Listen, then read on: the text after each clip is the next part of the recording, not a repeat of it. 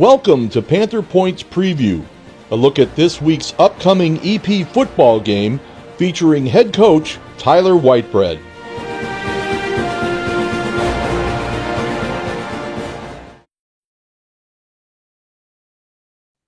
We started slow for whatever reason.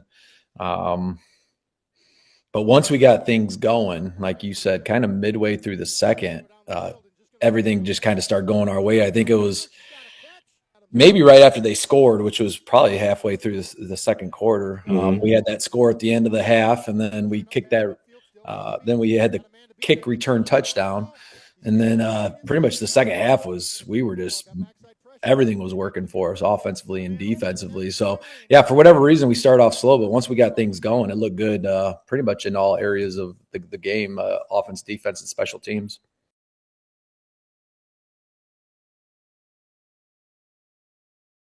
The first interception, I got to give Evan Steinley some credit. He kind of baited the guy into that throw because he was coming around the edge, and it looked like Evan was kind of thinking he was going to go tackle him. So he kind of showed the quarterback like he was thinking about going, but I think the whole time he knew that there was that running back that was coming out, or the wing that was coming out of the backfield, and he just, as soon as the quarterback, put the ball in the air, he went right for that pass, and it was perfect. Offensively, we had the blocking up front was looking great. Our line was doing a good job when we ran the plays inside the tackles. When we tried to get the ball to the outside on jets and pits and things like that, our wide receivers did a nice job blocking. And you saw Tristan Hovey just kind of start going to town. Him and Keegan Winkler.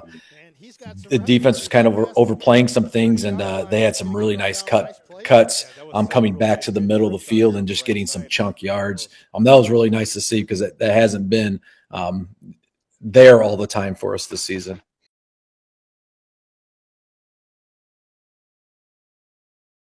You're right. This game's huge, and I think the guys know. One, it's Riverdale, it's our rival. Two, it's homecoming. So they know we're going to have a really good crowd. Three, they got us last year, and credit to them, they executed and they did everything they had to. But that was still one that kind of is frustrating to look back at. And I think we learned a lot of things from that game, including myself.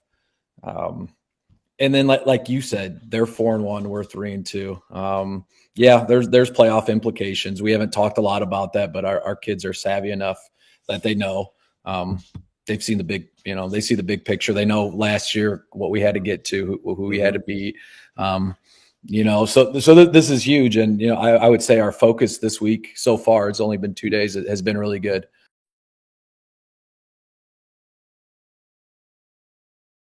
Like I said, their offense is unique. They have on every play, they got about three guys pulling one side or the other. So and sometimes you'll cut it off and then they cut back. So when they cut back, we've been stressing like our backside D line, our backside linebackers, you all have a job to do. And if you're taking a play off, like they're going to kill us. And that happened last year a few times. We stopped the initial run. They built a really nice wall. They cut back, and guys that were supposed to be there for the cutback weren't there. So it's going to be 11 guys doing their job on Friday if we want to get the job done. That's for sure. I think the key is to win first and second down. Kind of like against any power running football team. If you give them 3rd and 4 consistently throughout the game, it's going to be a long night. 3rd and 4, 3rd and 3. But if you can put them in some 3rd and long, that gives you a good opportunity to hopefully force them to pass. Now, they've passed a little bit more this year.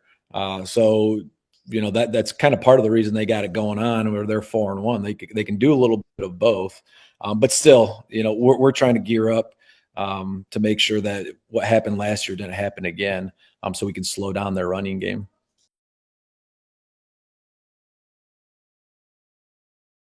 You got to give the coaches at Riverdale a lot of credit. Like you said, 3 years ago, they didn't even have a varsity program. And, some teams would have just, said, hey, let's go to 8-man football. But they stuck with it. And, each year they've gotten a little bit better and they've ran the same offense. And, 3 or 4 years ago, they didn't have the guys to run this offense, and that's why it didn't look the way it does today. Today, it looks really good. So again, they're a solid 4-1. I think our guys know that.